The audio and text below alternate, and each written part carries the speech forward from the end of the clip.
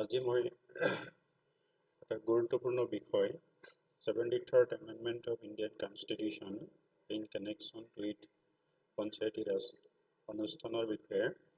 আলোকপাত কৰিম। এই বিষয়টো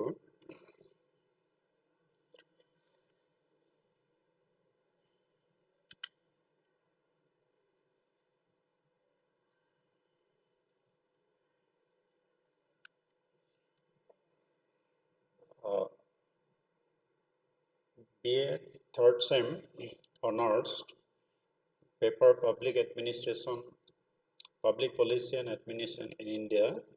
syllabusত অন্তৰ্ভুক্ত ইউনিট নম্বৰ 2 ডিসেন্ট্ৰেলাইজ লগত জড়িত। The 73rd Amendment of Indian Constitution Panchayati Raj institution ব্যৱস্থাৰ লগত জড়িত। 1992 চনত এই এমেণ্ডমেণ্টটো অনা হৈছিল। এই এমেণ্ডমেণ্টৰ লগত জড়িত কিছুমান প্ৰশ্ন ইছ্যু যেনেকৈ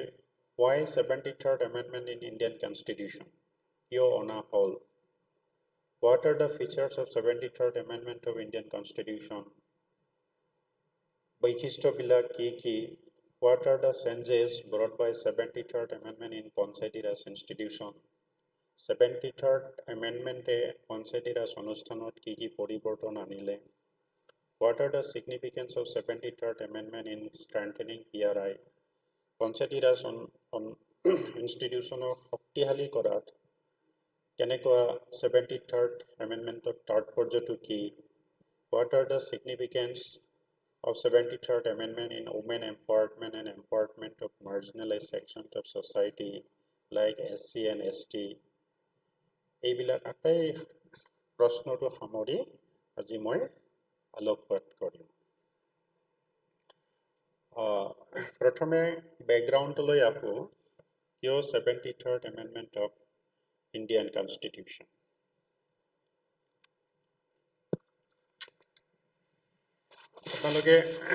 তোমালোকে সবে জানা পঞ্চায়তী ৰাজ ইনষ্টিটিউচনটো এটা পুৰণি অনুষ্ঠান। ৰামায়ণ মহাভাৰত যুগতো এই অনুষ্ঠানটো পোৱা গৈছিল। তাৰপিছত অভাৰ দ্য ইয়াৰ্ছ এইটো ইভলভ হয়, ক্ৰমবিকাশ হয়, মোগল পিৰিয়ডত, ব্ৰিটিছ পিৰিয়ডত, আজিৰ দিনত এইটো এটা শক্তিশালী অনুষ্ঠান হিচাপে প্ৰতিষ্ঠা কৰা হৈছে। মহাত্মা গান্ধীৰ এটা সপোন আছিল, এই সপোনটো হৈছে স্বৰাজ, আৰু এই স্বৰাজৰ মূল উদ্দেশ্য যে গ্ৰাছৰুট ডেমক্ৰেচি, তৃণমূল পৰ্যায়ত গণতন্ত্ৰটো শক্তিশালী কৰা, আৰু তাৰ কাৰণে পঞ্চায়তী ৰাজ অনুষ্ঠানটো খুব গুৰুত্বপূৰ্ণ আছিল। সঁচা অৰ্থত প্ৰকৃত ক্ষমতা গাঁৱৰ মানুহলৈ ৰূপান্তৰ কৰিলে অৰ্থনৈতিকভাৱে, ৰাজনৈতিকভাৱে এটা স্বাধীন বা প্ৰকৃত ক্ষমতা অধিকাৰী হোৱাৰ স্বপ্নটো আছিল মহাত্মা গান্ধীৰ। স্বাধীনতাৰ সময়ত যেতিয়া সংবিধানখন ড্ৰাফ্ট কৰা হৈছিল বা এনেক্টেড কৰা হৈছিল 1950 চনত, পঞ্চায়তী ৰাজ অনুষ্ঠানক লৈ বিভিন্ন ডিবেট ডিছকাশ্যন হৈছিল। ডিবেট ডিছকাশ্যনৰ পিছত পঞ্চায়তী ৰাজ ব্যৱস্থাটো গ্ৰহণ কৰা হৈছে, কিন্তু অন্তৰ্ভুক্ত কৰিছে in the directive principle of state policy. স্বাধীনতাৰ পিছত বহু ৰাজ্যত পঞ্চায়তী ব্যৱস্থাটো ইন্ট্ৰডিউচ কৰা হৈছে। বিভিন্ন ৰাজ্যত, কিছুমান ৰাজ্যত পঞ্চায়তী ব্যৱস্থাটো শক্তিশালী ৰূপে সুন্দৰভাৱে প্ৰতিষ্ঠিত কৰা হৈছে বা ক্ষমতাবিলাক দিয়া হৈছে পঞ্চায়তী ব্যৱস্থাক। কিছুমান ৰাজ্যত পঞ্চায়তী ব্যৱস্থাটো ছাকচেছফুল হোৱা নাই বা পঞ্চায়তী ব্যৱস্থাটো গুৰুত্ব দিয়া হোৱা নাই। 1992 চনত পঞ্চায়তী ব্যৱস্থাত আমূল পৰিৱৰ্তন অনাৰ কাৰণে পঞ্চায়তী ব্যৱস্থাটো নতুনকৈ সজোৱাৰ কাৰণে পঞ্চায়তী ব্যৱস্থাটো শক্তিশালী কৰাৰ কাৰণে এটা আইন অনা হ'ল এইটো হৈছে 73rd Amendment Act এতিয়া এই আইনৰ দ্বাৰা পঞ্চায়তী ব্যৱস্থাটো নতুনকৈ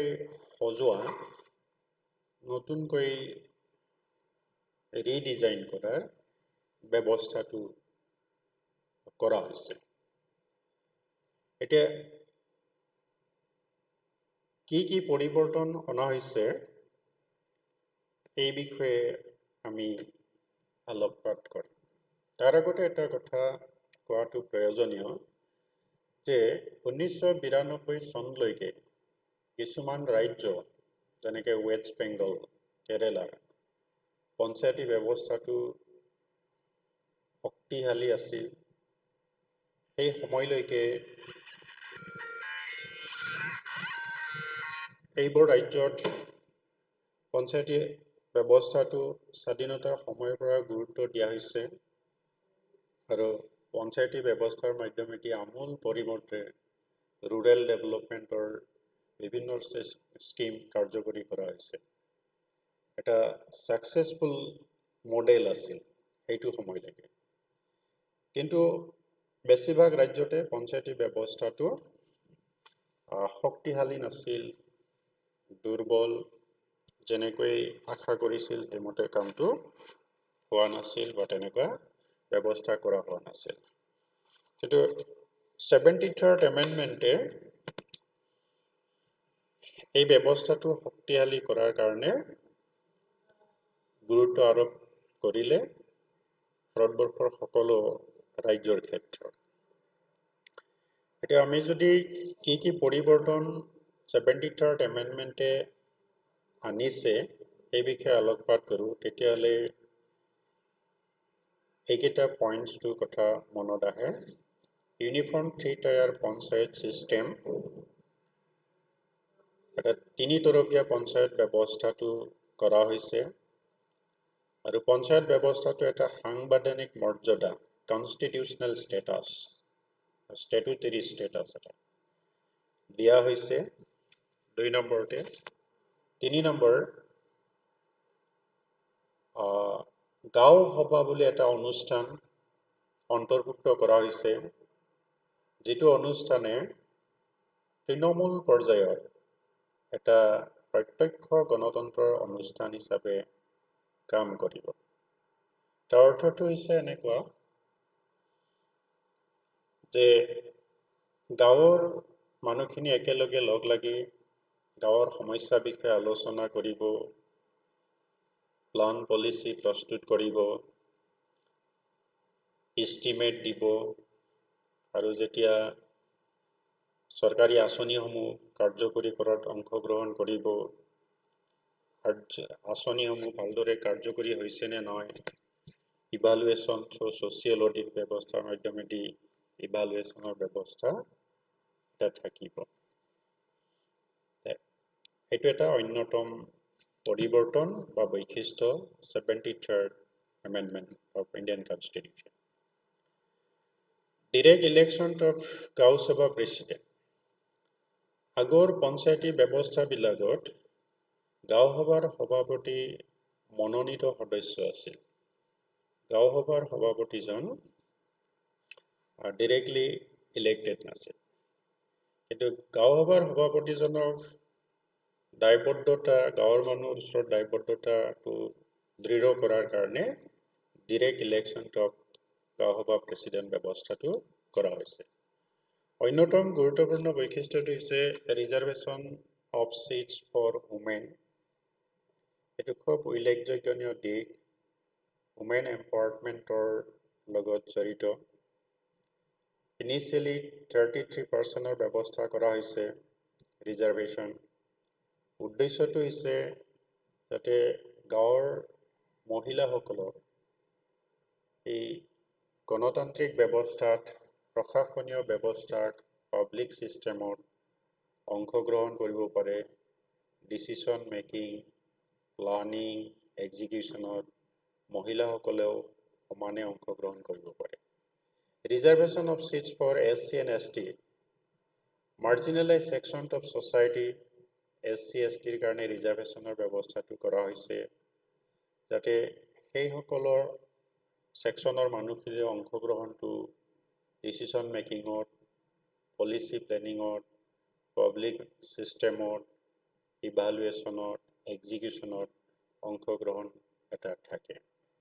এটা হৈছে গুৰুত্বপূৰ্ণ বৈশিষ্ট্য তাৰপিছত আছে compulsory regular election 5 বছৰৰ মূৰে ইলেকশনৰ ব্যৱস্থা তাৰ কাৰণে ষ্টেট ইলেকশন কমিশন গঠন কৰি দিয়া হৈছে প্ৰতিখন ৰাজ্যৰ এইটো এটা গুৰুত্বপূৰ্ণ তাৰপিছত এটা গুৰুত্বপূৰ্ণ হৈছে আগৰ পঞ্চায়তী ব্যৱস্থাবিলাকত ক্ষমতাবিলাক স্পষ্টভাৱে বিভাজন কৰি দিয়া হোৱা নাছিল কিন্তু 73rd Amendment of Indian Constitution ক্ষমতাটো স্পষ্টভাৱে বিভাজন কৰি দিয়েছে ডিভলিউশন to প্ৰকৃত হস্তান্তৰৰ ব্যৱস্থা 29 বিষয়ৰ ওপৰত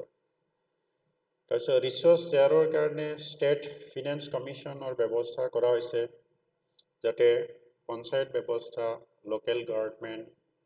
ষ্টেট গভৰ্নমেন্টৰ মাজত ৰিসোৰ্সটো সম্পদবিলাক ভালকে শ্বেয়াৰ কৰিব পাৰে গতিকে দেখা গ'ল প্ৰকৃততে পঞ্চায়ত ব্যৱস্থাটো শক্তিশালী কৰাৰ ওপৰত 73rd Amendment গুৰুত্ব দিছে যাতে গাঁৱৰ মানুহে প্ল্যানিং ব্যৱস্থা ডিসিশন মেকিং ব্যৱস্থা implementation of rural development evaluation of development scheme এইবিলাকৰ প্ৰত্যক্ষভাৱে অংশগ্ৰহণ কৰিব পাৰ্টিসিপেটৰী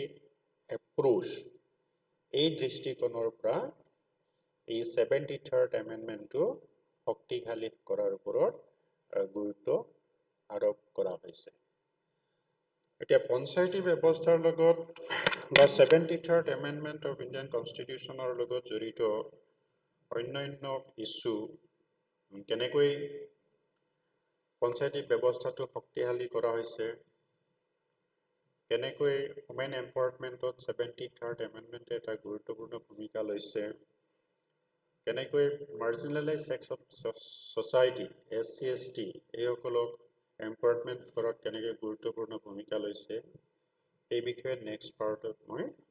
আলোকপাত কৰিম আজিলৈ ইমানতে ধন্যবাদ